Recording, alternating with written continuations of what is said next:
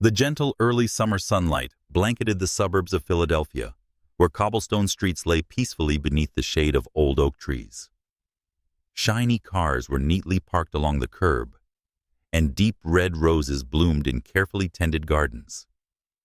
A small sparrow hopped on a branch, chirping brightly, as if trying to ease the heavy atmosphere creeping into house number 47, where Maya stood quietly on the porch holding a white porcelain watering can. Sparkling water droplets fell onto the pot of purple geraniums, reflecting the sunlight like tiny gems. At 38, Maya, an African-American woman, possessed a profound beauty that needed no embellishment. Her smooth brown skin glistened under the light. Her deep brown eyes carried stories few had ever heard, and her naturally curly hair was tied neatly back, revealing the delicate contours of her face. Her movement was slow and intentional, like performing an invisible dance with the world. The house behind her, with its large windows and cream-colored walls, had once been where she and James, her white American husband, had built a decade of happiness, or at least, that's what she used to believe. 10 years ago, beneath a cherry blossom tree on a May afternoon, they had exchanged vows, promising to weather every storm of life together. James took her hand with his blonde hair and radiant smile and whispered, "You are my whole world." Maya had believed in that promise in his gaze, in the nights they spent lying side by side, sharing dreams of a vast future. She had told him about her dream of building a consulting firm to help struggling communities develop sustainably.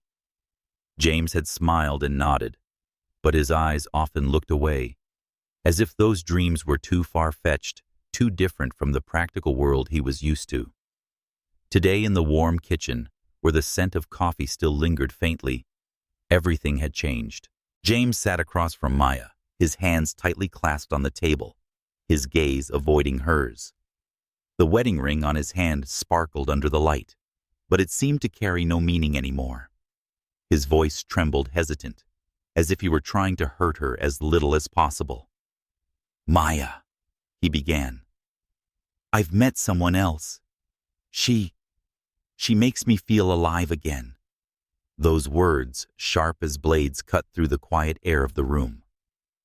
Maya sat upright, her hands resting gently on her thighs, her face completely still. "Who is she?" she asked, her voice low and steady, as though she had long prepared herself for this moment. James lowered his head, his blonde hair tousled under the light. "Her name is Chloe," he said. "She's 24, an influencer. She's different, energetic, young, full of life. I don't know how to explain it, but she makes me feel like there's still time to live a different life." His words were like stones thrown into the still lake inside Maya, creating painful ripples that couldn't shake her composure. She looked at him, the man who had once been the center of her world, now seeming small and lost in the very choice he had made. Chloe, that name evoked the image of a woman with a perfect smile, glamorous social media photos, and a life revolving around the glow of a virtual spotlight. Maya had never met her, but she could imagine a young woman with golden hair, always in tight dresses, holding a champagne glass at beach parties. She took a deep breath, feeling the warmth of sunlight touching her shoulder through the window. "James," she said, her voice like a cool stream, "if that's what you want, then you should go." There were no tears, no begging, no trace of weakness in her eyes. James looked up, stunned, as if he had expected an argument, a storm of emotions to justify his decision. But Maya's calmness bewildered him. She stood, walked out onto the porch, and resumed watering the flowers, as if her world ran smoothly, even though it had just been torn apart. James stood silently in the kitchen, watching her back through the window. At that moment, a flicker of doubt flashed in his mind. A small light, was he making the biggest mistake of his life? But then, Chloe's image reappeared, her radiant smile, sparkling eyes, and the promise of a new life, unburdened by a decade of marital responsibility. He turned away and stepped out of the house, carrying a small suitcase and a piece of Maya's heart, leaving her behind, with her flowers and an invisible wound. As the sound of James's car faded down the suburban street, Maya set the watering can down her hands, trembling slightly. She lifted her face, letting the sunlight kiss her cheek, and whispered to herself, "You'll be okay, Maya. You always are." But within her, a silent storm was rising. Memories of the nights they planned their future. James holding her hand during walks along the river, and the time she had sacrificed her dreams to please him, came rushing back, intertwining with the sting of betrayal. She remembered when she suggested they go to Senegal to study community development projects. James had a soft laugh, but one laced with meaning. "That's not our world, Maya. You should be more realistic." Now, standing alone on the porch, she realized that their world had never truly existed. It had always been James's world, and she had tried to fit into it for far too long. But Maya was not someone who drowned in sorrow.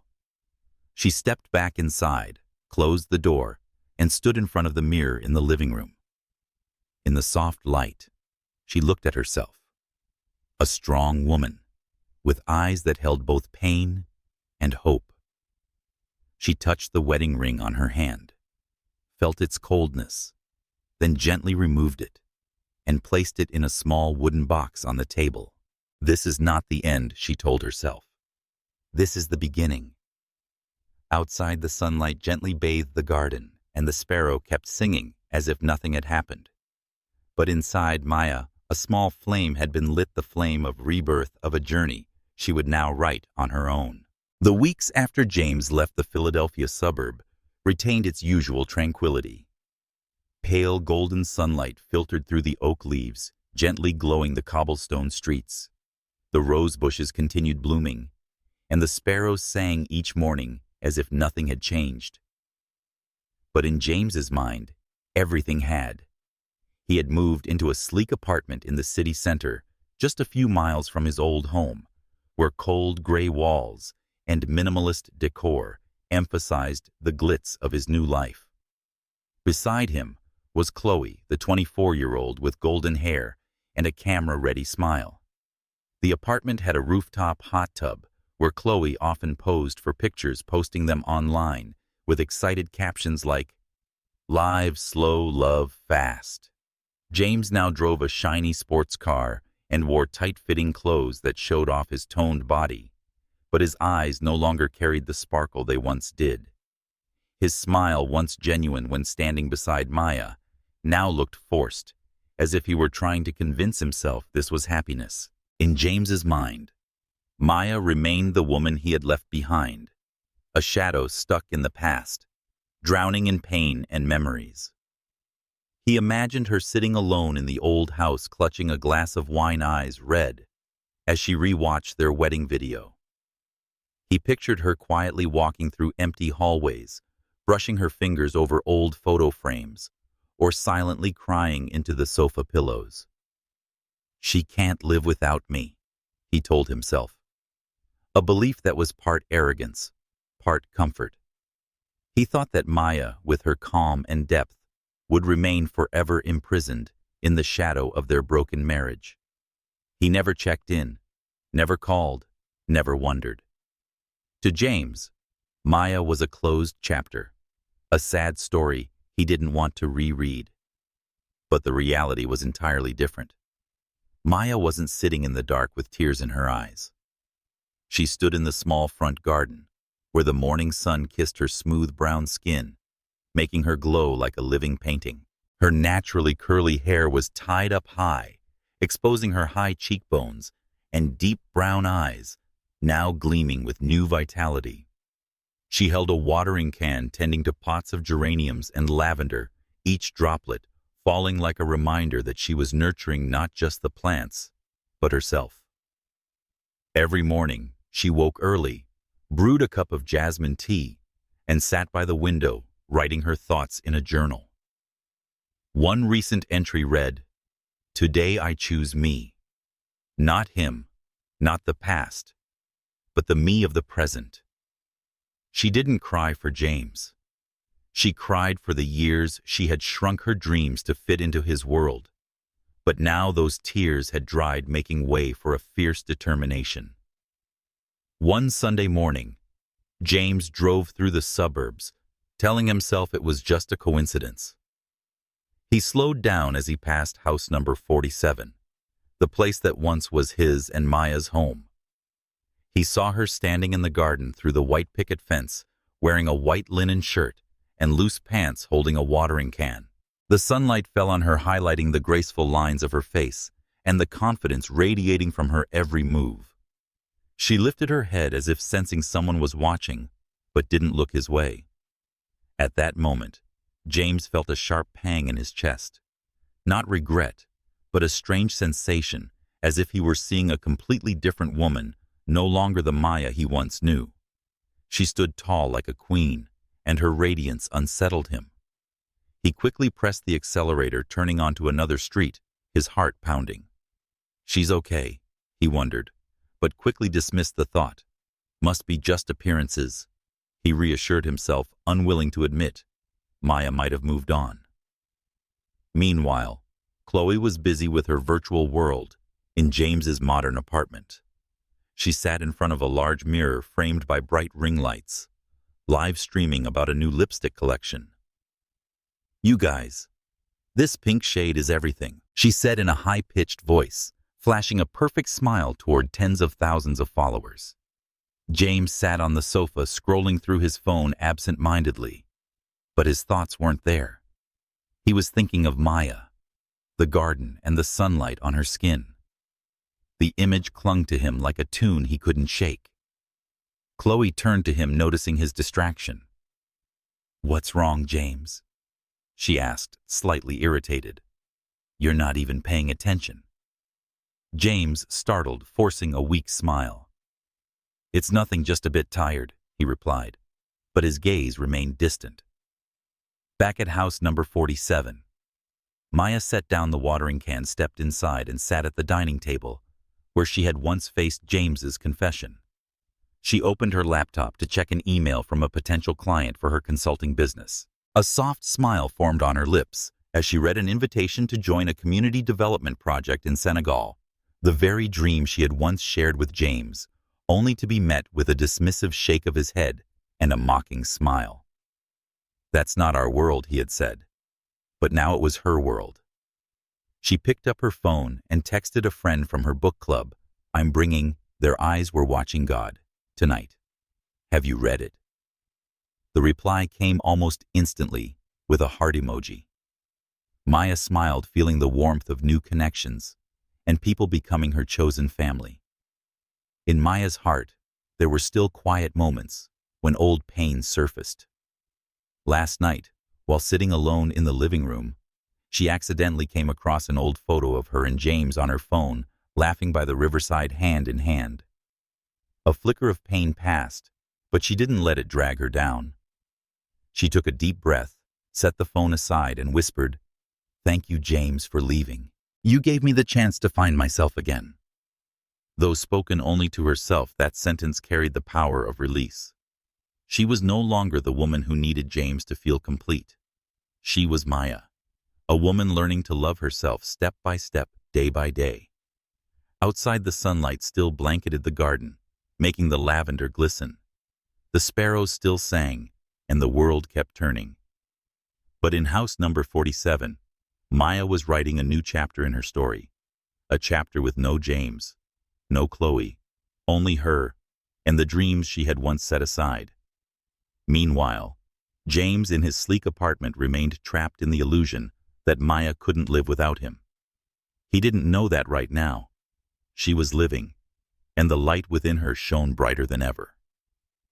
Dawn quietly swept across the suburbs of Philadelphia, casting a soft pink hue over the cobblestone streets. Rose bushes in the gardens remained in full bloom, and the sparrows still chirped on the oak branches, as if to remind the world that life goes on, regardless of the wounds people carry inside.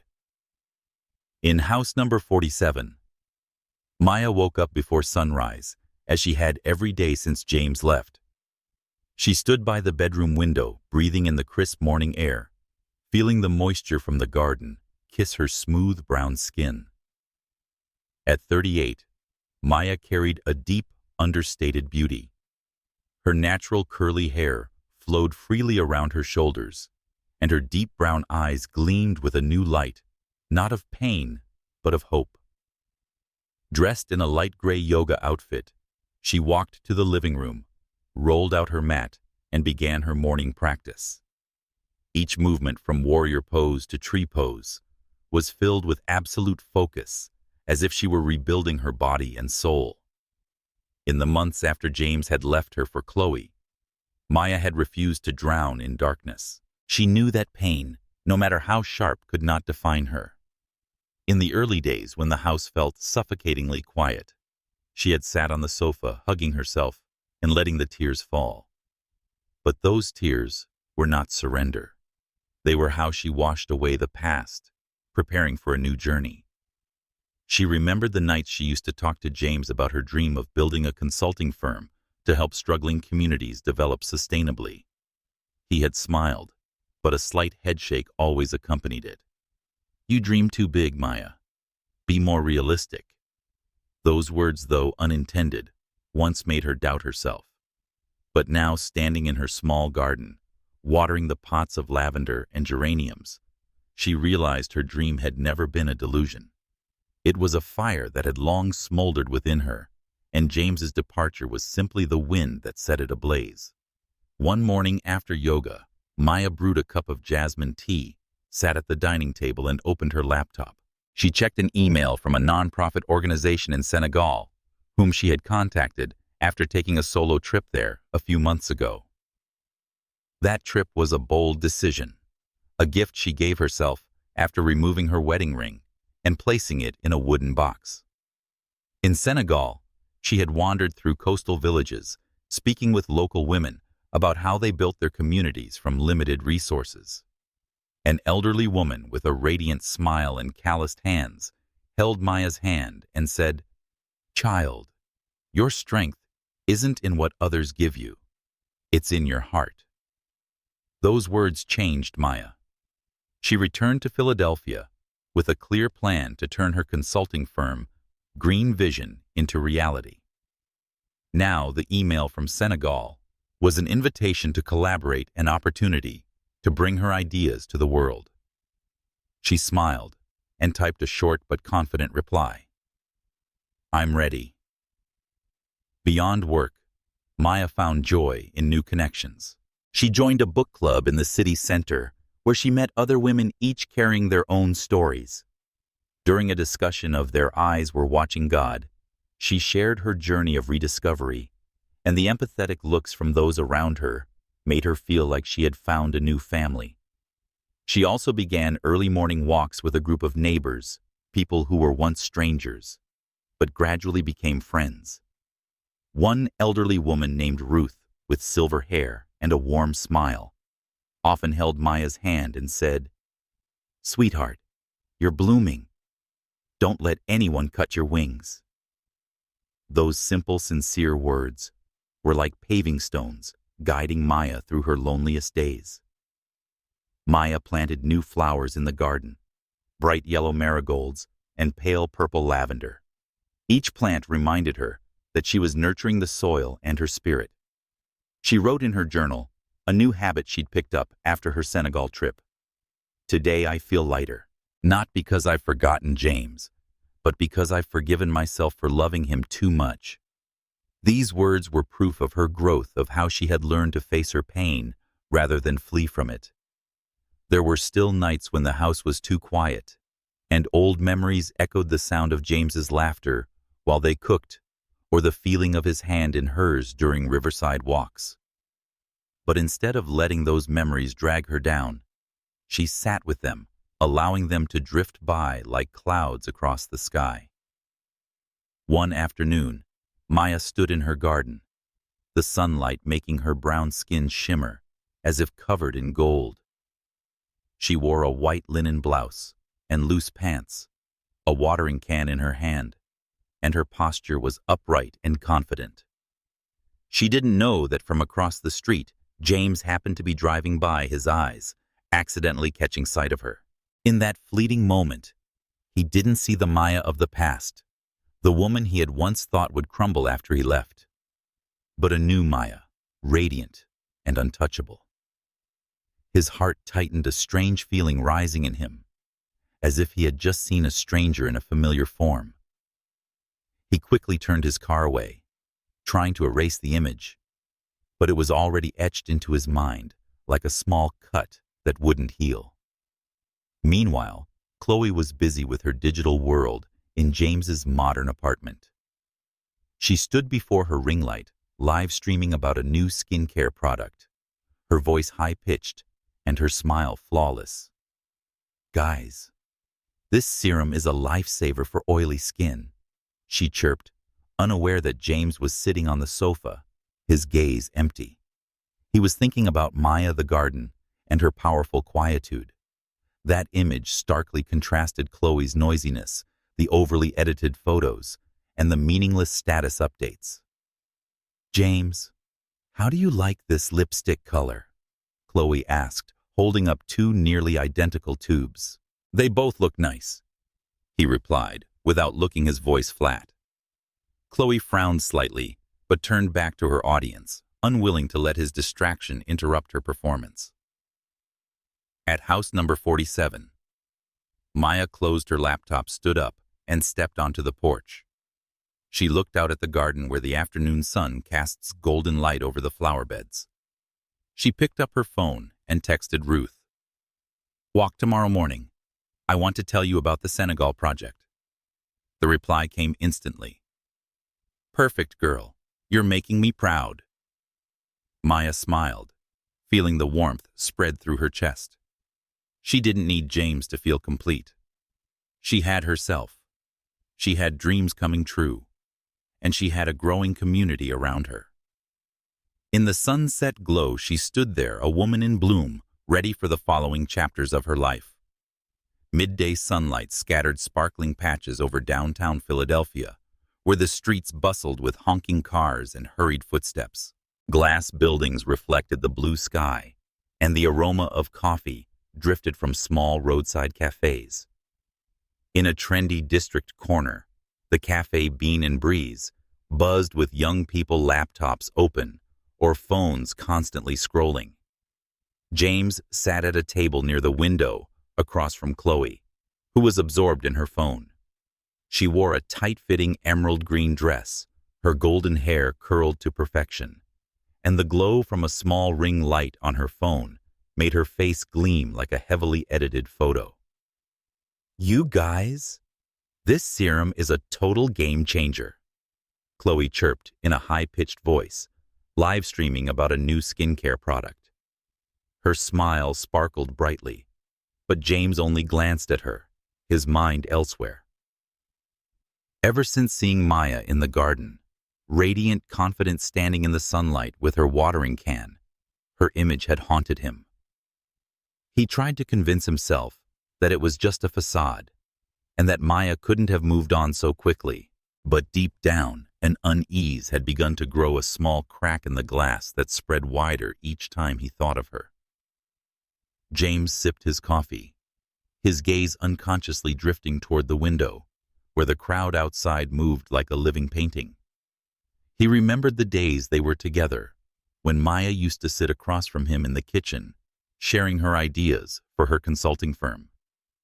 He had laughed, called them pipe dreams, and told her to focus on a more realistic life. Now he wondered if he had been wrong, if he had never truly understood her. "Babe, how does the pink shade look compared to the coral?" Chloe suddenly asked, holding up two nearly identical lipsticks, snapping James out of his thoughts. He blinked and mumbled, "They look the same." Chloe frowned, her eyes flashing with irritation. "You're always like this, James. Never paying attention," she said sharply, then turned back to her virtual audience, continuing her lipstick talk as if nothing had happened. James looked at her, but this time he didn't see the allure he once craved. He saw a world spinning around ring lights, likes, and shallow compliments. A world he had chosen, but now felt foreign. Meanwhile, just a few miles away, Maya sat in the living room of house number 47, the space filled with natural light and the scent of lavender from the garden. She wore a simple white t-shirt and jeans, her natural curls tied up high, revealing elegant cheekbones and deep brown eyes. Soft jazz played from a small speaker on the shelf, blending with the chirping sparrows outside the window. In front of her was a book. Their eyes were watching God, with passages carefully underlined. She paused her reading, set the book down, and picked up her phone to reply to a message from Ruth, her walking group friend. "I'll bring cookies to the book club tonight. Okay?" Maya smiled and typed back, "Perfect. I'll bring jasmine tea." She put her phone down, warmth spreading through her chest. These small connections were pieces helping her build a new life, a life that didn't need validation from James or anyone else. Maya stood up and stepped into the garden, where the sunlight made the bright yellow marigolds and pale purple lavender glisten.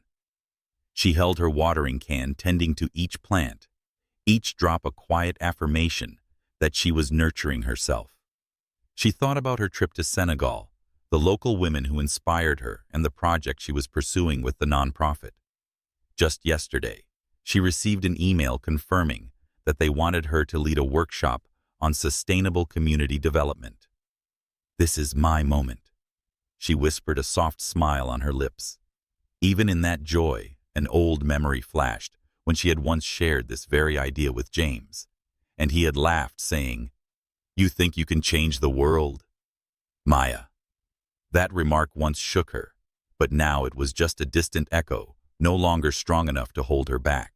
Inside, Maya returned to the dining table, opened her laptop, and began drafting her presentation for the workshop. She typed with focused intent, each idea flowing like a river, carrying the passion and vision she had long suppressed. She didn't realize that deep down, she was proving not to James, but to herself that she was capable of great things. As the afternoon light turned golden in the room, she saved her file, stood up, and brewed a cup of jasmine tea. She settled into an armchair, sipping the tea, while the jazz music drew her into a calm state. Her phone lit up with a message from a new client, thanking her for an outstanding consulting plan. "You're truly gifted, Maya," the message read. She smiled, not for the praise, but because she knew she was finally on the right path. At the same time, back at the cafe, James felt suffocated. The noise from Chloe, the crowd, and his thoughts seemed to press down on his chest. He looked out the window, and as if by fate, saw a familiar figure walk by. Not Maya, but Ruth, the older woman from Maya's walking group. Ruth was laughing with a friend, holding a tote bag from a nearby bookstore. James didn't know who Ruth was, but her smile reminded him of Maya, the warmth and sincerity he had once known. He turned to Chloe, who was still talking about skincare products, and for the first time, he felt an unbridgeable distance. "I'm going to get more coffee," he said, standing up, not for caffeine, but to escape the rising feeling in his chest. Back at house number 47, Maya stood before the mirror, adjusting her hair and wearing a light jacket. She was preparing for book club, carrying her book and a box of jasmine tea. As she stepped outside, she looked at the garden again, feeling the afternoon sun on her shoulder. She didn't know James had seen her in the garden days ago. She didn't know that the image had shaken him. All she knew was that she was moving closer to the best version of herself with every step.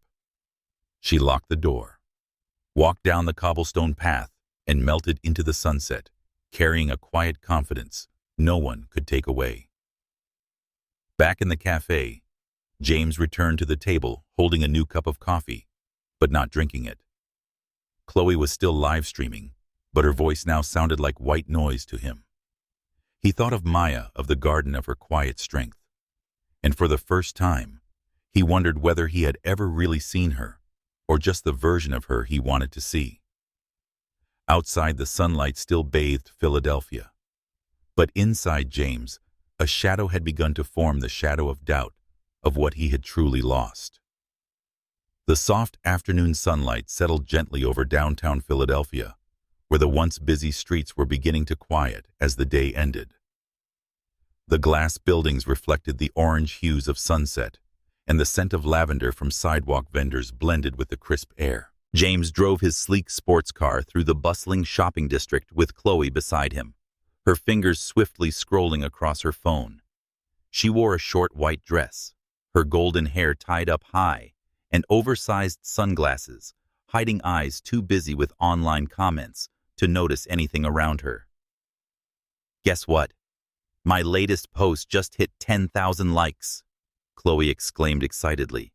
But James only gave a distracted nod, his eyes fixed on the road ahead. His mind was still haunted by the image of Maya in the garden. Radiant, confident, an image that left him questioning whether he had ever truly understood her during their years together. When the car stopped at an intersection, James's gaze fell upon a sleek black SUV parked in front of a small flower shop. With its modern design and mirror-like finish, the vehicle radiated a quiet luxury. He didn't think much of it until the door opened and Maya stepped out.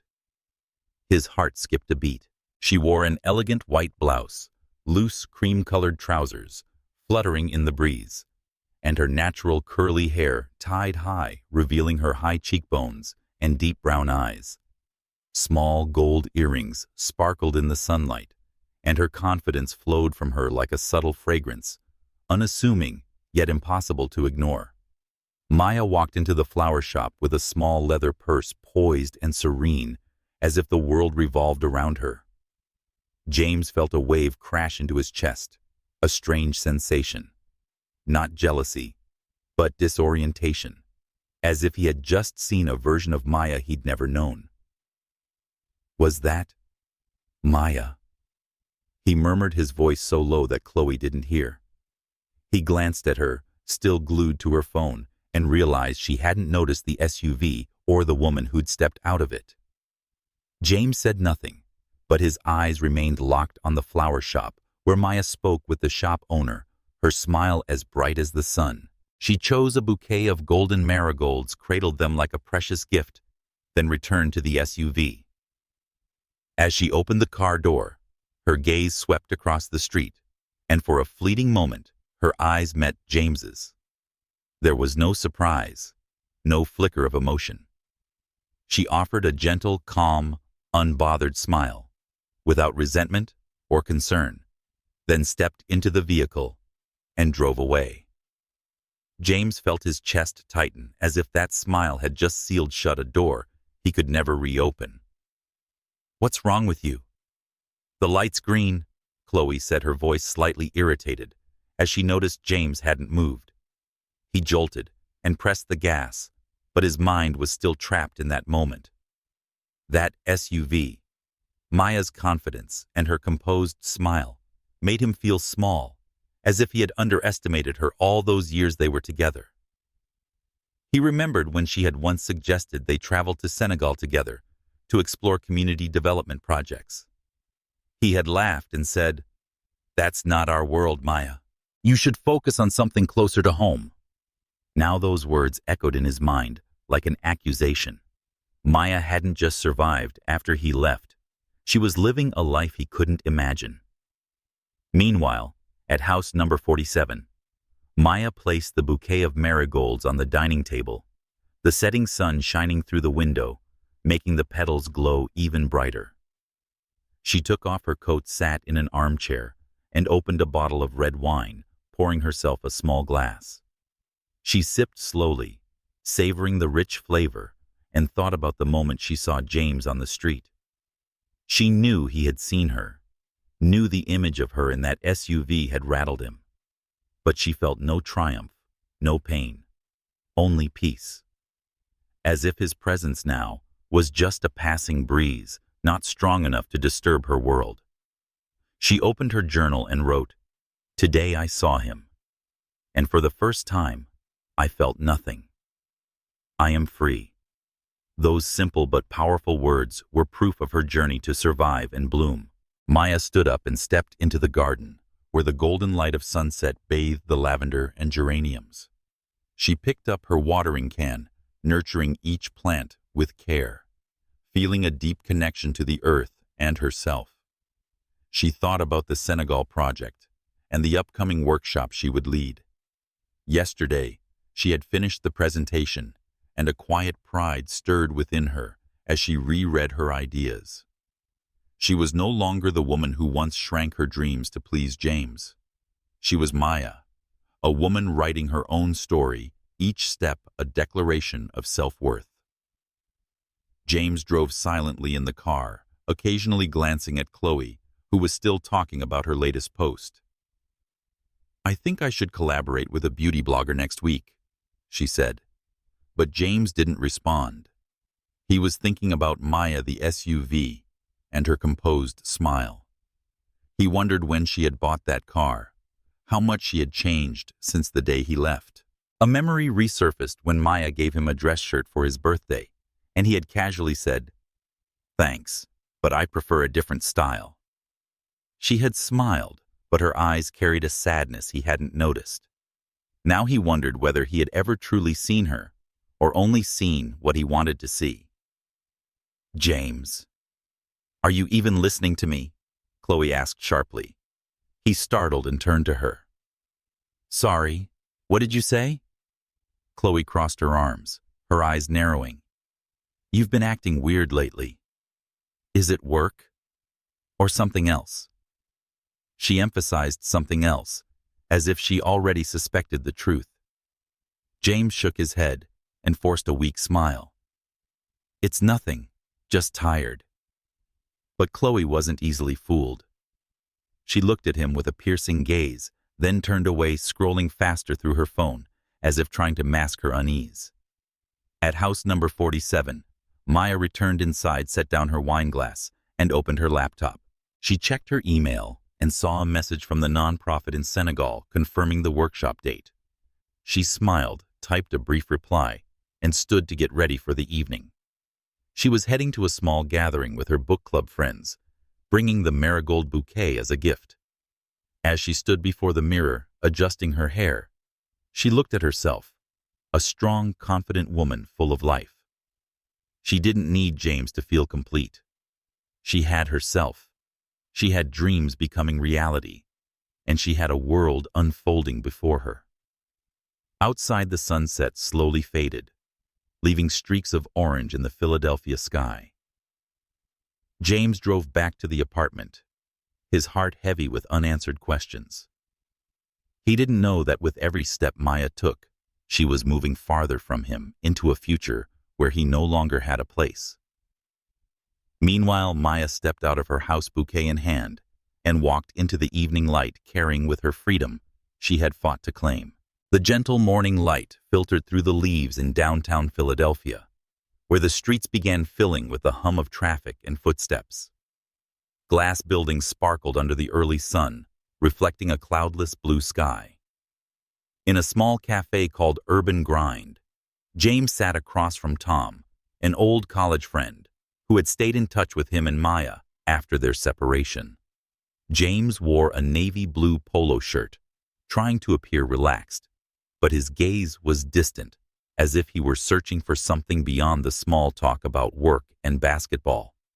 With tousled brown hair and an easy smile, Tom took a sip of coffee and casually blurted, "Did you hear about Maya? I think she just got back from Greece. Or was it Italy? Either way, she's glowing. Glowing." The words hit James like a stone dropped into the still lake of his mind. He blinked to keep a neutral face, but his fingers tightened around his coffee cup. "Greece?" he asked, his voice slightly off, as if he couldn't believe his ears. Tom nodded, unaware of the shift in James's expression.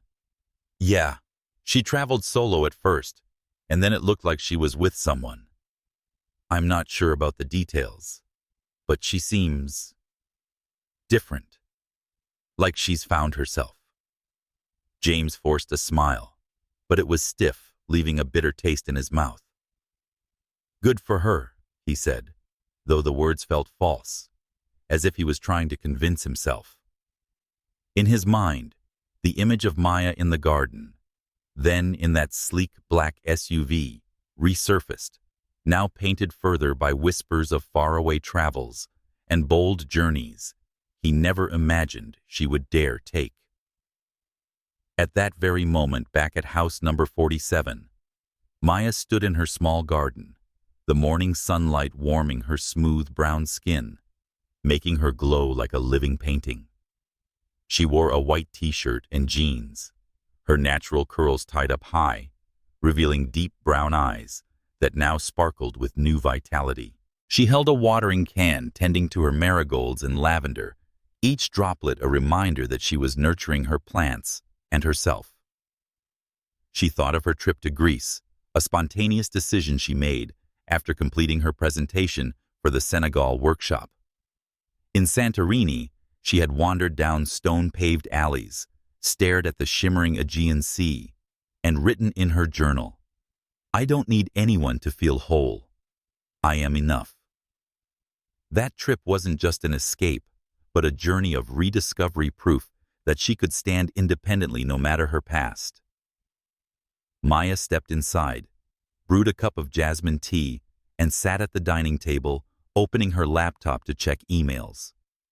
A message from the nonprofit in Senegal confirmed that her workshop had been scheduled, and they wanted her to speak at an international conference in London next month. She smiled, typing a short response, a quiet pride rising. She was no longer the woman who once shrank her dreams to please James. She remembered when she told him about collaborating with international organizations and how he had laughed.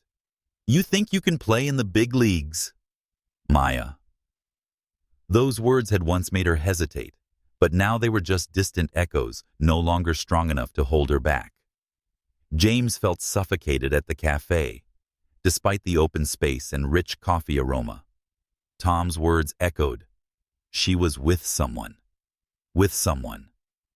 The thought made him uneasy, as if part of him still believed Maya somehow belonged to him, and that she couldn't move on without him. He tried to change the subject, asking Tom about work, but his thoughts remained adrift. When he said goodbye and drove back to his apartment, he couldn't shake the image of Maya in Greece, free, radiant, possibly laughing with someone he didn't know. Seeing her in the SUV, his disorientation had now deepened into something heavier, not just doubt, but loss. Back at the apartment, James found Chloe sitting cross-legged on the sofa, wearing an oversized t-shirt and a phone in her hand, like it was part of her body. She was reading comments on her latest post, but her eyes were sharper than usual.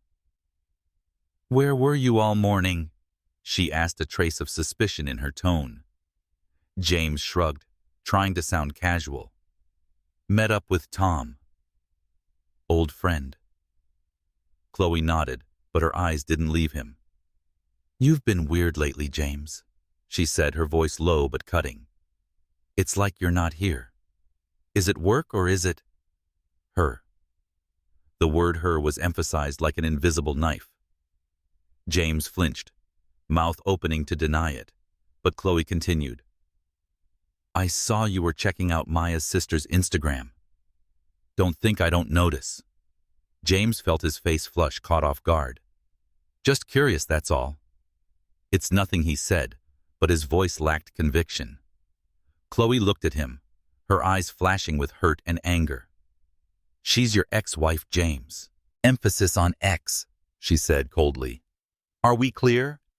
James nodded quickly, forcing a smile. "Of course. Don't be ridiculous."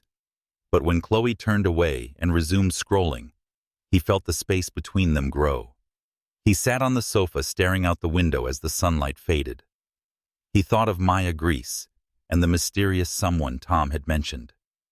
He wondered how much she had changed, and if he still could understand her, or if it was too late.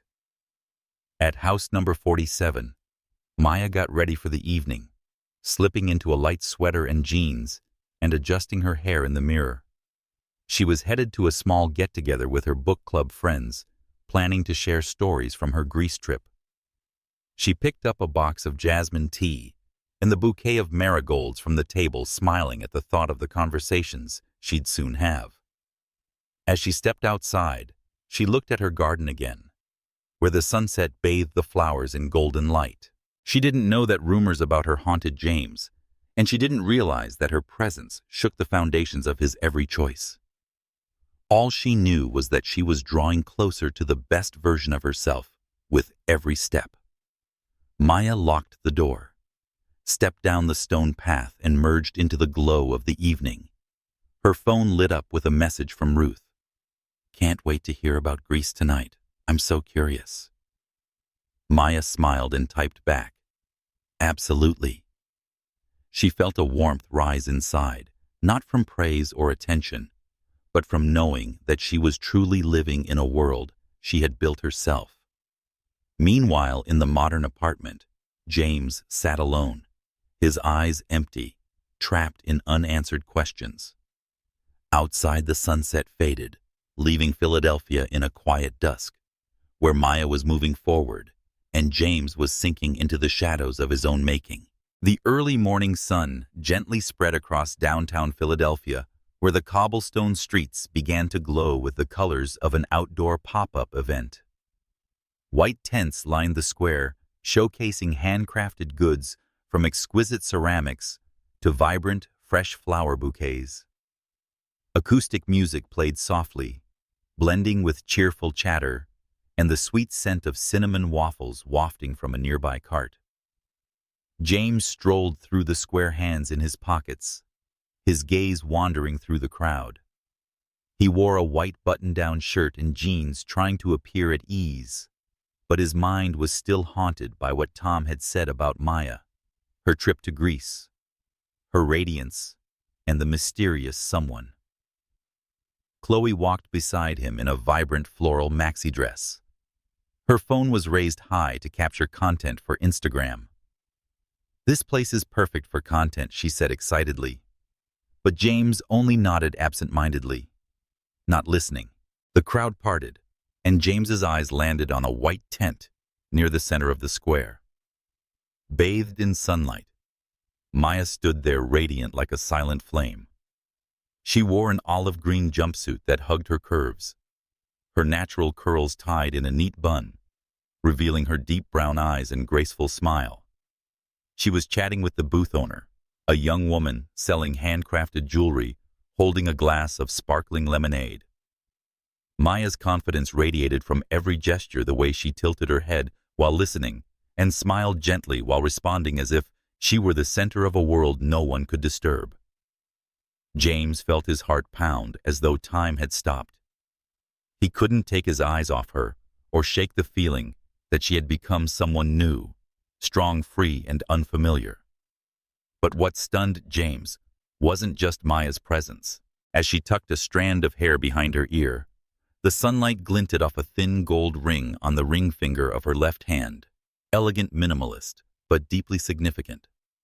The ring shimmered like a silent declaration, and James felt his chest tighten. An engagement ring, a wedding band, or just a piece of jewelry? He didn't know, but the uncertainty stabbed his pride like a blade. He remembered the moment she had taken off their wedding ring, her expression calm but resolute, and now wondered if this new ring signaled that she had truly moved on, not just from him, but into a life he would never be part of. Maya didn't seem to notice him, or if she did, she gave no sign. She continued chatting, picked out a pair of silver earrings, and then turned to smile at her companion, Ruth, the older woman from her morning walking group. Ruth gently patted Maya on the shoulder and said something that made them both laugh, and James felt a strange wave of jealousy rise inside him. Not the jealousy of love, but of freedom, peace, and everything Maya now had that he had lost. He slowed his pace, trying not to draw attention, but his eyes remained fixed on her, as if trying to carve the image into memory. Chloe, busy photographing a bouquet of lavender, suddenly turned toward him.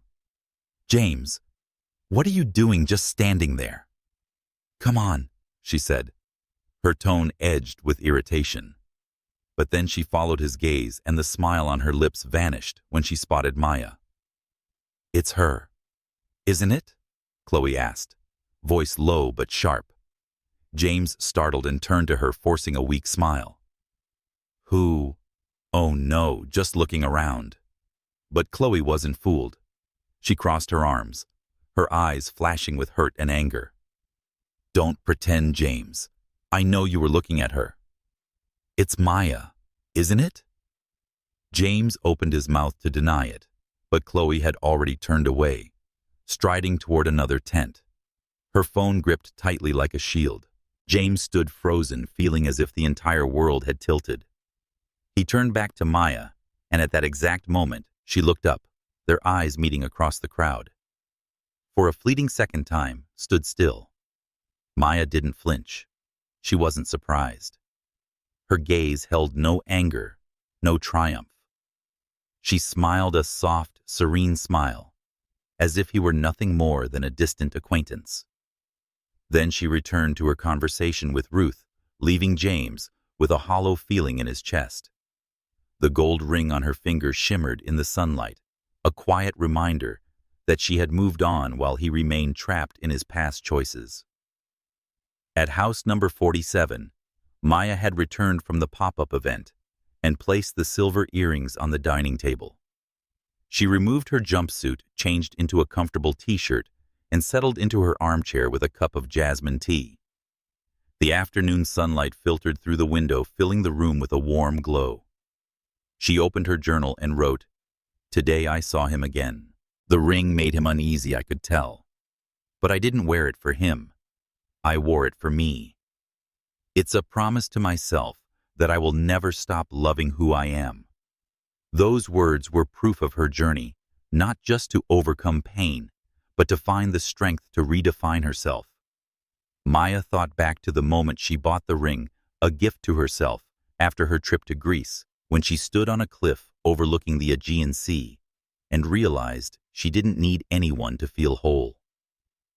The ring wasn't an engagement or wedding band, but carried an even more profound meaning, a commitment to herself, a reminder that she was enough. She remembered the years with James, how she had shrunk her dreams to keep him comfortable. She once suggested they attend an international conference together, and he had laughed. "You think you can stand on a global stage?" Maya. Those words had once made her doubt herself, but now they were just a faded memory, no longer strong enough to hold her back. Back in the sleek apartment, James returned with a heavy heart. Chloe was on the sofa scrolling through her phone faster than usual, as if trying to hide her insecurity. "You okay?" he asked cautiously. Chloe didn't look up. "Fine. But you should think about what you want, James." Her words, though soft, carried a weight he couldn't ignore. He sat down, staring out the window where the sunset was fading. He thought of Maya, the ring, her calm smile. He wondered how much she had changed. I asked if the someone Tom had mentioned was the one who had placed that ring on her hand. A memory surfaced when Maya once gave him a book about sustainable development, and he had replied, "Thanks, but I don't have time for that stuff." She had smiled, but her eyes had held a sadness he hadn't noticed.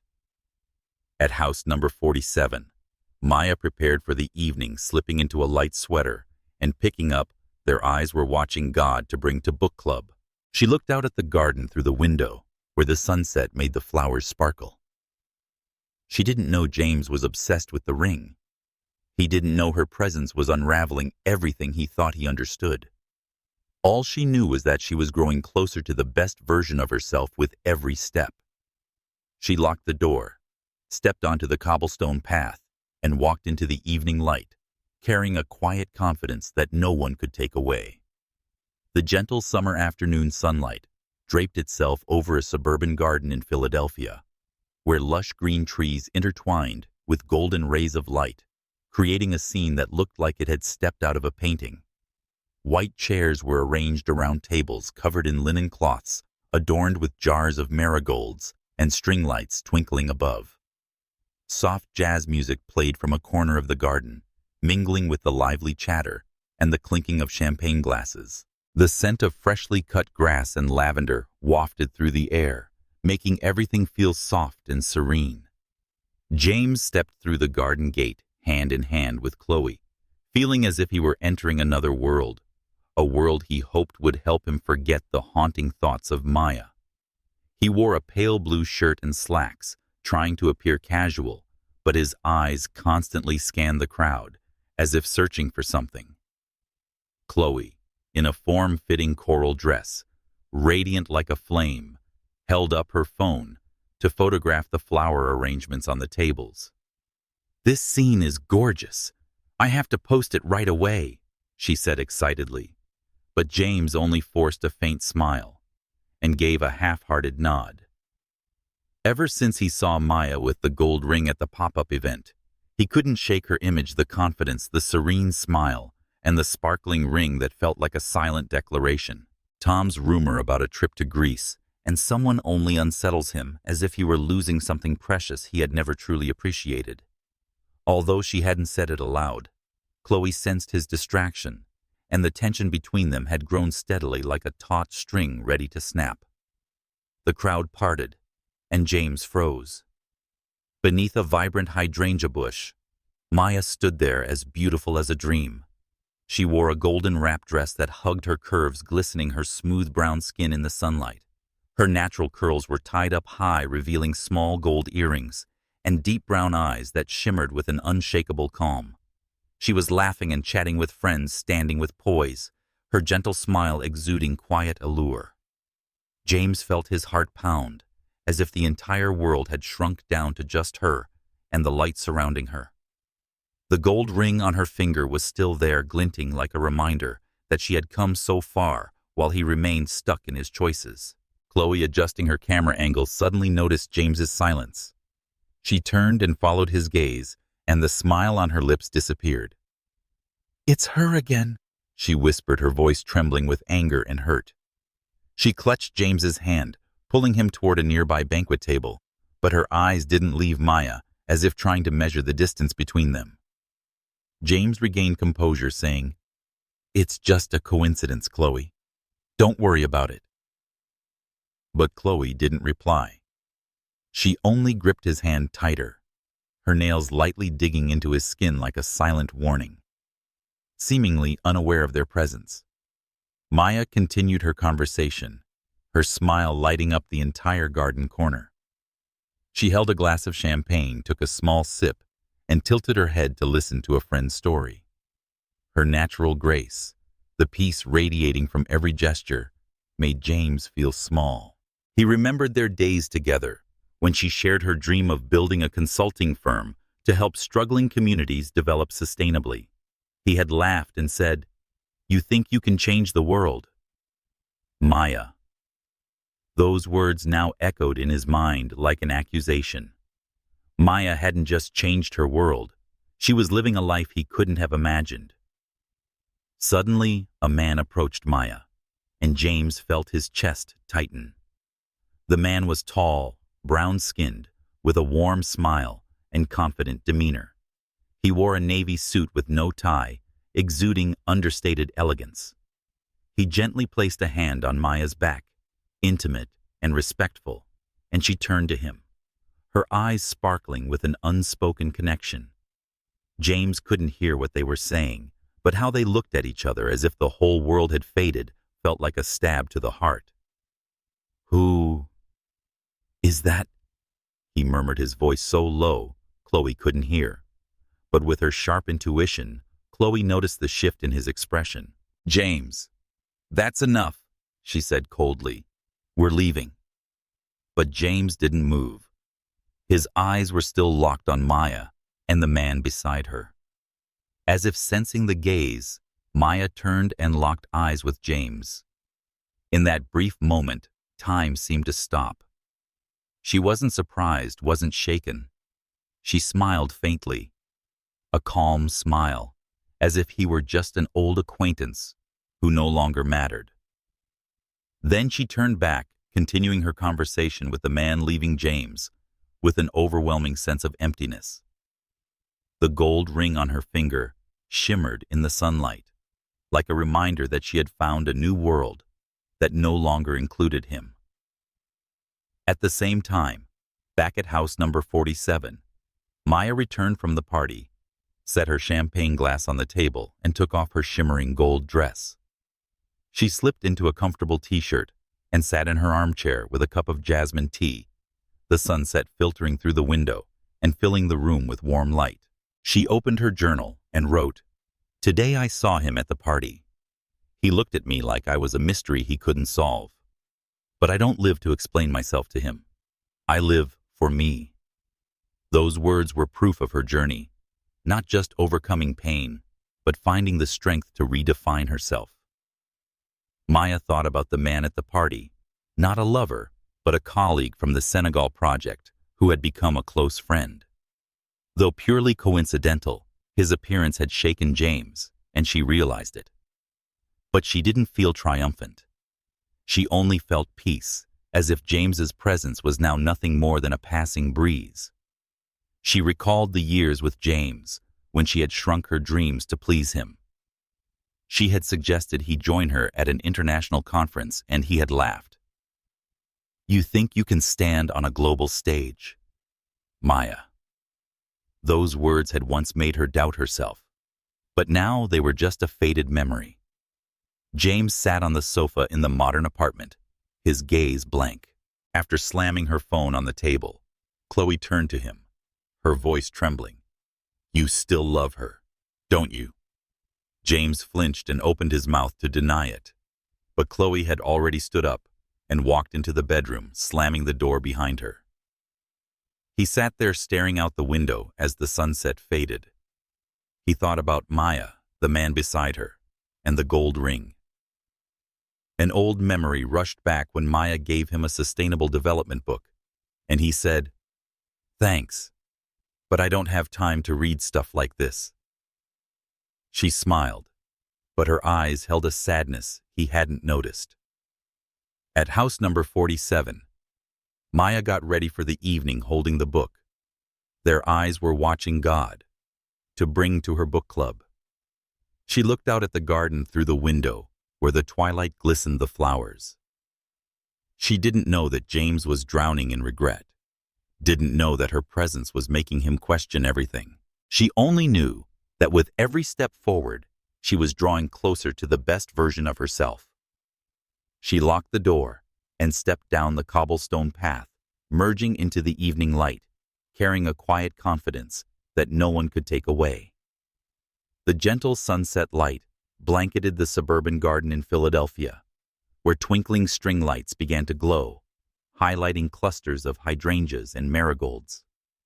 The jazz music from the garden corner grew richer, blending with cheerful chatter and the clinking of champagne glasses. The garden party had a dreamy beauty, but a storm was swirling inside James. He stood near a buffet table, gripping a glass of champagne tightly, his eyes fixed on Maya. She stood just a few meters away, radiant in a shimmering golden wrap dress, her smooth brown skin glowing under the lights, and the gold ring on her hand still glittered like a silent declaration. The tall, brown-skinned man with a confident demeanor stayed beside her, his hand resting lightly on her back, and the way they looked at each other made James feel like he'd been excluded from a world he once believed he was the center of. Standing beside James, Chloe clenched his hand tightly, her nails digging into his skin like a warning. She wore a vibrant coral dress, but her smile had vanished, replaced by a cold glare. "James, we should go," she said, her voice low but trembling, a mix of anger and pain. But James didn't move. He felt an invisible force pulling him toward Maya, as if he needed an answer confirming that she couldn't truly be happy without him. "Just 1 minute," he mumbled, his voice almost pleading, then let go of Chloe's hand and stepped through the crowd, leaving her behind with a stunned expression. Maya, chatting with friends, sensed his presence before turning around. She lifted her head, her deep brown eyes meeting James's, and in that moment, the space seemed to shrink. She wasn't surprised. Not shaken, just smiled gently, a calm smile, as if he were an old acquaintance who no longer mattered. "James," she said, her voice warm and graceful. "Long time no see." Her composure made James feel off balance, as if he were facing a wall that he couldn't break through. "Maya." "Yeah, long time," he replied, his voice slightly strained, his eyes drifting to the gold ring. Standing a few steps behind Chloe, watched the scene with blazing eyes, but she didn't step forward, just gripped her phone tightly like a shield. The man beside Maya turned around, a warm smile on his face. He was tall, dressed in a navy blue suit without a tie, exuding elegance without showiness. "I'm Nathan," he said, extending his hand with quiet confidence. "James," he responded, shaking his hand, though his hand trembled slightly. Nathan's handshake was firm, not too strong, but enough to make James feel small. Nathan turned to Chloe, still silently standing behind, and said, "You must be Chloe. Maya mentioned your skincare content. Very impressive. You're truly persistent." Chloe gave a forced smile and mumbled, "Thank you." But her eyes glanced at Maya, as if trying to decode the meaning behind the compliment. James blurted out, trying to compose himself, "So, you two are—" He gestured between Maya and Nathan, his voice hesitant, his gaze locked on the ring. Maya looked at Nathan with a slight smile, then turned back to James. "We're married," she said, calm but confident. The word "married" struck James like a knife to the chest, leaving him breathless. He blinked, trying to maintain his composure, but his lips quivered. "Married," he repeated as if he couldn't believe his ears. Nathan nodded, still smiling. "Yes, for a while now. We kept it quiet, didn't want a fuss." James felt dizzy, like the entire world had collapsed beneath his feet. Hearing the words, Chloe stepped forward, her eyes flashing with hurt and rage. "Congratulations," she said coldly, but her hand gripped James's tightly, as if trying to anchor him. Maya nodded, giving a soft smile. "Thank you, Chloe. It's nice to see both of you," Nathan added in a warm tone. "We just returned from Tokyo, where I presented on sustainable technology. Maya's helping shape the community strategy for the project. She's truly remarkable." James felt his chest tighten. He remembered the nights Maya had talked about her dream of working with international organizations, and he had laughed, saying, "You think you can play on the world stage?" Maya. Now she wasn't just playing on the world stage. She was leading it. James forced a smile, but it was distorted, as if trying to mask the pain tearing through him. "Congratulations," he mumbled hoarsely. You look happy, Maya." She looked at him, her gaze sincere but distant. "I am happy," she said, without needing proof. Then she turned to Nathan, their eyes meeting, glowing with deep connection. James felt like an outsider looking into a world he no longer belonged to. Chloe tugged at his hand, her voice sharp. "Let's go, James." This time he didn't resist. He let her pull him away, but his eyes still turned back, looking at Maya one last time. Meanwhile, at house number 47, Maya returned from the party, removed her shimmering gold dress, and sat in an armchair with a cup of jasmine tea. The moonlight streamed through the window, bathing the room in gentle light. She opened her journal and wrote, "Today, I told him I was married. Not to hurt him, but to show him that I have found myself. Nathan isn't just a life partner. He's the one who reminds me that I deserve to be loved." Those words marked her journey, not just of overcoming pain, but of finding love with herself and someone who truly valued her. Maya thought of Nathan, the man she met during the Senegal project, who had seen her strength even when she doubted herself. They had married in a small ceremony in Greece, with only a few close friends, and the gold ring was their promise to each other and their shared dreams. She remembered the years with James, when she had to shrink her dreams to please him. She once invited him to join her at an international conference, and he laughed. "You think you can stand on the world stage?" Maya. Those words had once made her doubt herself, but now they were just a faint memory. James sat on the sofa in a modern apartment, his gaze empty. Chloe, after slamming the bedroom door, walked out, her voice trembling. "You still love her, don't you?" "James, don't lie." He opened his mouth but couldn't find any words. Chloe shook her head, tears falling. "I can't keep doing this," she said, then turned away. James sat there staring out the window where the moonlight lit up Philadelphia. He thought of Maya, of Nathan, of the gold ring. An old memory returned when Maya gave him a book about sustainable development, and he had said, "Thanks, but I don't have time to read that stuff." She smiled, but her eyes held a sadness he hadn't seen then. Back at house number 47, Maya held a copy of Their Eyes Were Watching God, preparing for book club. She looked out at the garden through the window, where the moonlight made the flower beds shimmer. She didn't know that James was drowning in regret, didn't know that her presence had made him question everything. She only knew that with each step forward, she was moving closer to the best version of herself. She locked the door, stepped onto the stone path, and walked into the evening light, carrying with her a quiet confidence. The gentle moonlight draped over the suburban garden in Philadelphia, where the twinkling string lights began to dim as the garden party neared its end.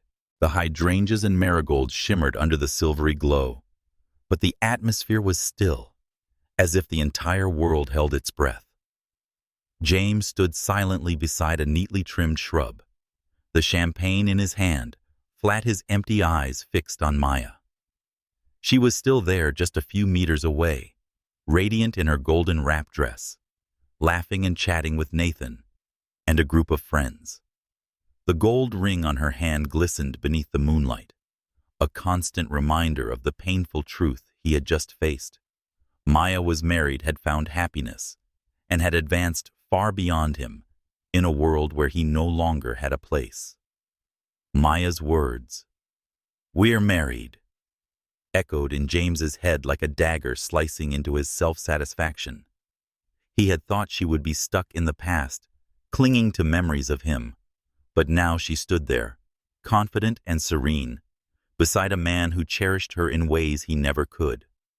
James felt his chest tighten, as though all the air had been sucked out. He remembered the nights she had shared her dream of building a consulting firm to help underserved communities develop sustainably. He had laughed and said, "You think you can change the world, Maya?" Those words now rang like a curse, haunting him with the truth that she hadn't just changed her world. She had built an empire he couldn't even fathom. Standing a few steps away, Chloe looked at James with anger and hurt eyes. Her coral dress seemed out of place beneath the moonlight, as if Maya's presence had eclipsed her radiance. After their exchange with Maya and Nathan, Chloe had pulled James aside, but his silence had driven her to the edge. "James," she called, her voice trembling, but he didn't respond. She stepped forward and grabbed his arm, her nails digging deep into his skin. "You look at her like she's your whole world," she said. Her voice choked. "You love her, don't you?" James turned to her, his eyes weary, but he couldn't find the words to deny it. Chloe shook her head, tears rolling down her cheeks. "I can't do this anymore," she said, then turned away quickly, walking toward the garden gate, leaving James alone in the dark. James felt as if his feet were nailed to the ground. He wanted to run after Chloe to say she misunderstood, but deep down, he knew she was right. He didn't love Maya the way he once had. That love had died the day he left her, but he loved what she represented: depth, resilience, and the peace he had lost when he chose a shallow life with Chloe. He looked at Maya again and saw her laughing, her eyes shining, as Nathan shared a story. They looked like a perfect couple, not just in appearance, but in the deep connection they shared, as if they had weathered storms together to arrive at this moment. James felt a sharp pain, not from losing her, but from realizing he had let go of a future he never had the vision to build. Nearby, a couple chatting at the banquet table happened to mention Maya and Nathan. "She's truly an inspiration," one said, voice full of admiration. "I heard Nathan will speak at the United Nations next week and Maya is working with him on a community project. They're a perfect team." James, unintentionally eavesdropping, felt his head spin. The United Nations. He remembered Maya's ideas, the notes she'd scribbled on napkins, the dreams he once dismissed as delusional. Now she was living those dreams alongside a man who believed in her and helped her conquer them. He stepped backward, bumping into the banquet table, causing glasses to rattle, drawing curious glances. He quickly bent down, pretending to pick up a napkin, but his hands shook so much he couldn't grip it.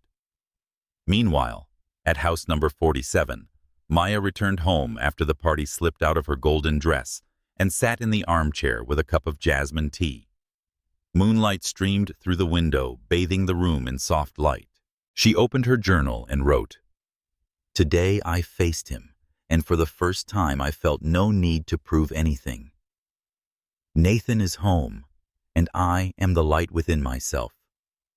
Those words were a testament to her journey, not just of overcoming pain, but of discovering love for herself and someone who truly cherished her. Maya remembered that moment at the party when she saw the pain in James's eyes. She didn't feel triumphant, just a flicker of pity, not for him, but for the version of herself who had once loved him too much. She recalled the years with James when she had dimmed her dreams to please him. She had once invited him to join her at an international conference, and he had laughed. "You think you can stand on a global stage, Maya?" Those words once made her doubt herself, but now they were a faded memory. With his warm smile and unwavering belief, Nathan had helped her see that she could not only stand on the world stage, she could lead it. James sat alone on the sofa in his modern apartment, his eyes vacant. Chloe had left, leaving a note on the table. "I need time. Don't contact me." He held the note but didn't read it. He just stared out the window, where moonlight blanketed Philadelphia. He thought of Maya, of Nathan, of the golden ring. An old memory resurfaced when Maya had gifted him a sustainable development book, and he said, "Thanks, but I don't have time for that stuff." She had smiled, but her eyes then had held a sorrow he had never noticed. Now he realized that sorrow wasn't just for him, but because she had already glimpsed a future he'd never be able to imagine. James stood up, stepped onto the balcony, and breathed in the cool night air of May 31st, 2025. He looked out at the city, its lights twinkling like stars. He wondered where he had gone wrong, and asked if he would ever find the peace Maya had found. But deep down, he knew the answer. Maya hadn't just survived, she had blossomed, while he remained lost in the shadows of his wrong choices. At house number 47, Maya held a copy of Their Eyes Were Watching God, preparing for her book club. She looked out at the garden through the window, where the moonlight made the lavender bushes sparkle. She didn't know that James was drowning in regret. Didn't know that her presence had made him question everything. All she knew was that she was moving closer to the best version of herself with every step forward. She locked the door, stepped onto the cobbled path, and disappeared into the soft glow of the night, carrying with her a quiet confidence no one could ever take away. The silver moonlight fell gently over the suburban garden in Philadelphia, where the string lights had begun to fade, leaving a tranquil atmosphere, as if the entire world was listening to the night's quiet breath. The hydrangeas and lavender glistened under the soft light, and the jazz music from the corner of the garden faded into distant floating notes. James sat on a wooden bench near the garden's edge, his champagne long gone, eyes blank as he stared toward the horizon. The truth about Maya's marriage to Nathan still pierced his chest like a dagger, shattering every illusion he'd clung to, that she couldn't be happy without him. Chloe had left, leaving behind a note. "I need time. Don't contact me." Her words and the image of Maya glowing beside Nathan made James feel trapped in a nightmare of his own making. He bowed his head, hands clasped tightly, searching for a reason to justify his choices. He remembered the day he left Maya, thinking that Chloe, with her youth glamour and the vibrant world of social media, would offer him a thrilling new life. But now, sitting alone beneath the moonlight, he realized he had traded a rare gem for artificial light. He thought of Maya's dreams, the ideas she had once scribbled on napkins, the plans he had dismissed as fantasy. He remembered the time she suggested they attend an international conference together, and he had laughed. "You think you can stand on a global stage?" Maya. Those words now echoed like a curse, reminding him she hadn't just stood on the stage. She had led it alongside a man who cherished her in ways James never had. Meanwhile, Maya remained in the garden, standing near a banquet table, chatting with Nathan and a few friends. Her golden wrap dress shimmered in the moonlight, highlighting her smooth brown skin and deep brown eyes glowing with an untouchable peace. The gold ring on her finger symbolizing her promise to herself, and Nathan sparkled like a tiny star. She could feel James's gaze from afar, not because she was searching for him, but because the intuition of someone who once loved him deeply never fades. She felt no anger or triumph, only a hint of pity, not for him, but for what he had chosen to lose. She turned to Nathan and smiled, and he returned it with a warm look, as if the world consisted of only the two of them. Then, as if guided by an invisible force, Maya quietly stepped away from the group and strolled toward James. Her footsteps were light across the grass, her dress swaying in the night breeze, and the moonlight wrapped around her like a soft halo. James looked up, his heart pounding as she approached. He stood trying to appear strong, but his hands trembled slightly, as though facing a truth he could no longer avoid.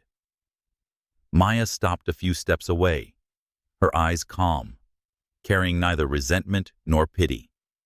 She looked at him not with the fury of a betrayed woman, but with the serenity of someone who had found herself. "James," she said, her voice warm and low, like a soft breeze. "Sometimes what feels like rejection is redirection." Her words, simple yet profound, gleamed like a gem in the moonlight. James blinked, trying to grasp their meaning, but his throat tightened. He had no reply. Maya continued, her tone steady, but never boastful. "You walked away, which allowed me to find my own path. I don't blame you. I thank you." She smiled, a sincere, gentle smile, free of bitterness, as if freeing them both from the invisible threads of the past. James felt his eyes sting, as if Maya's words had opened a door he had been too afraid to enter. He wanted to say something, to apologize, to explain, even to beg for forgiveness, but he knew that no words could change what had already happened. He just stood there in silence, gazing at her with pain in his eyes. Maya didn't wait for a response. She didn't need one. She turned and returned to Nathan, who stood waiting with his warm smile. He gently placed his hand on the small of her back, and they walked away, disappearing into the moonlight, like a couple who truly belonged to each other and to a world James could no longer reach. James collapsed onto the bench, feeling like the world had left him behind. He watched Maya and Nathan's figures fade into the night, saw how they held hands, and how their eyes sparkled when they looked at each other. He thought about the years he had spent with Maya, the times she had tried to share her dreams, and all the times he brushed them aside, thinking she would always be waiting. An old memory came rushing back, when Maya had given him a book about sustainable development, and he said, "Thanks, but I don't have time for stuff like this." She had smiled, but her eyes had held a sadness he failed to notice. Now he understood that the sadness wasn't just about him. It was because she had already seen a future he could never imagine. At the same time, back at house number 47, Maya returned from the party, slipped out of her golden dress, and settled into her armchair with a cup of jasmine tea.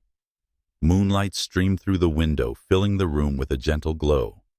She opened her journal and wrote, "Today I told him rejection is redirection, not to hurt him, but to free us both. I have found my light, and I hope one day he finds him too." Those words stood as a testament to her journey, not just of surviving pain, but of discovering freedom and love for herself, Nathan, and the world. Maya thought about the moment she spoke to James, about the pain she saw in his eyes. She didn't feel victorious, only a deep sense of peace. She recalled the years with him, when she had shrunk her dreams to make him comfortable. She had once invited him to an international seminar, and he had laughed. "You think you can stand on a global stage?" Maya. Those words had once made her doubt herself, but now they were only a faint memory. With his unwavering belief and respect, Nathan had shown her that she didn't just belong on the world stage, she could lead it. James sat alone on the sofa in his modern apartment, his eyes blank. Chloe's note still lay on the table untouched. He stared out the window, where the moonlight lit up Philadelphia on May 31st, 2025. He thought about Maya, her words, the peace she had found. Another memory came back when Maya gave him a shirt for his birthday, and he said, "Thanks, but I prefer a different style." She had smiled then, but her eyes held that same sadness. Now he knew the truth. She had already seen a future he could never have envisioned. James stood and stepped onto the balcony, feeling the cool night air. He looked down at the city where the lights twinkled like stars. He wondered whether he would ever find the peace Maya had found, or always remain trapped in the shadows of his poor choices. Meanwhile, at house number 47, Maya held her copy of Their Eyes Were Watching God, preparing for her book club. She looked out at the garden through the window, where the moonlight made the lavender glisten. She locked the door and stepped onto the cobbled path, vanishing into the evening's glow, carrying a quiet confidence that no one could ever take away. The soft silver moonlight blanketed the suburbs of Philadelphia, where cobblestone streets wound quietly around peaceful homes. Rose bushes and lavender glistened in the gardens like tiny jewels shimmering in the night. May 31st, 2025, carried a profound stillness, as if the entire city was holding its breath, awaiting the start of a new chapter. The white chairs had been cleared away in the garden, where the party had just ended, leaving only a few marigold vases on the tables, silent witnesses to an evening steeped in emotion. James stood alone at the garden gate, his gaze empty as it drifted toward the horizon, where the moon disappeared behind the trees. His champagne glass had long been empty, and the night silence made the regret within him cut even deeper. Maya's words, "Sometimes what feels like rejection is redirection," echoed in his mind like a melancholy tune he couldn't silence. Those words, simple yet profound, had ripped through the veil of pride he had long hidden behind, forcing him to face the truth that he had traded a rare gem for a counterfeit shine. He thought of Maya and her journey from a woman who once shrank her dreams to keep him comfortable to someone who now led the global stage beside Nathan, who cherished her in ways James never had. He recalled the time she had suggested they attend an international conference together, and he had laughed. "You think you can stand on the world stage?" Maya. That line, once a dismissal, now sounded like a curse. A reminder that she hadn't just stood on that stage. She had shaped it, while he remained stuck in the shadows of his wrong choices. James walked out of the garden, his footsteps heavy on the cobbled path. He looked toward house number 47, the place that had once been their home, where Maya had begun her rebirth. He wondered if he would ever find the peace she had discovered, or if he would remain imprisoned in his regret. An old memory rushed back the time Maya had given him a book on sustainable development, and he'd replied, "Thanks, but I don't have time for this stuff." She smiled then, but her eyes held a sadness he hadn't noticed. Now he understood that the sadness wasn't just for him. It was because she had seen a future he would never have the vision to imagine. At that moment inside house number 47, Maya sat by the living room window, moonlight pouring through the glass, bathing the space in a gentle glow. Warming her hands, she wore a light sweater and a cup of jasmine tea. The scent was delicate and soothing in the air. On the table sat, their eyes were watching God. Its pages underlined carefully, each mark a milestone in her journey. She opened her journal and wrote, "Today, I closed an old chapter, not with anger, but with gratitude. James left, and that led me to Nathan, to myself. I never needed him to be whole. I was always enough." Those lines were proof of her transformation, a journey not merely through pain, but toward blooming into the most radiant version of herself. Maya thought back to the moment she spoke with James in the garden, to the pain in his eyes, as she offered him freedom through her words. She felt no triumph, only deep tranquility, as if she had released them both from the invisible threads of the past. She thought of Nathan, his warm smile, the way he held her hand, as though she were his entire world. They had met during the Senegal project, where he saw her strength even when she doubted herself. They were married in a small ceremony in Greece, and the gold ring on her finger was more than a vow to him, a vow to herself that she would never stop loving who she was. She rose and stepped out into the small garden, where the moonlight made the lavender and marigolds sparkle. She breathed in the crisp air, feeling deeply connected to the earth, to herself. She thought of the Senegal project, the upcoming London conference, and the dream she was turning into reality. She was no longer the woman who shrank herself for James's comfort. She was Maya, a woman writing her own story, each step a declaration of her worth. She smiled, gazing up at the sky, where the stars shimmered like promises of an open future. Meanwhile, James returned to his sleek, modern apartment, where the silence pressed in like a verdict. Chloe's note still lay on the table untouched.